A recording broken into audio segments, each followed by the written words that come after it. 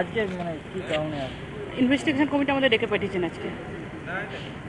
কিছু তথ্য জানার জন্য নাকি বোধহয় স্টেটমেন্ট নেওয়ার জন্য। আপনারা কি দাবি জানাবেন? আমরা তো দাবি আগেই সিএমকে জানিয়ে এসেছি, আমরা দিদিকে তো জানিয়ে এসেছি আমরা দাবি। আমরা চাই সত্যিটা সামনে আসুক, আমরা শুধু সত্যিটা জানতে চাই।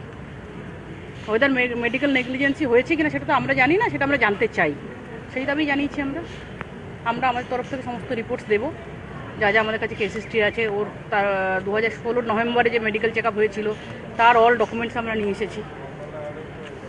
অ্যাপোলোর ক্ষেত্রে যেটা দেখা গেল যে এখনো পর্যন্ত আইনি পদক্ষেপ চলছে, সেই ক্ষেত্রে কি আপনারাও আইনি পদক্ষেপের আশা রাখছেন? আমরা আইনি, হ্যাঁ একদম, সেটার জন্য কি আবেদন জানাবেন আজকে?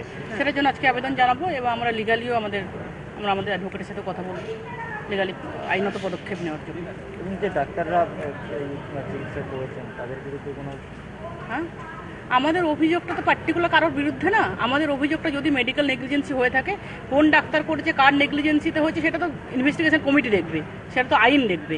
আমাদের কাজ হচ্ছে সত্যিটা জানা। আমরা চাই সত্যিটা জানুক, আর এই অন্যায়টা যাতে আর কারোর সাথে না হয়, এই লড়াইটা তার জন্য। আপনার নাম? তৃণা ভদ্র।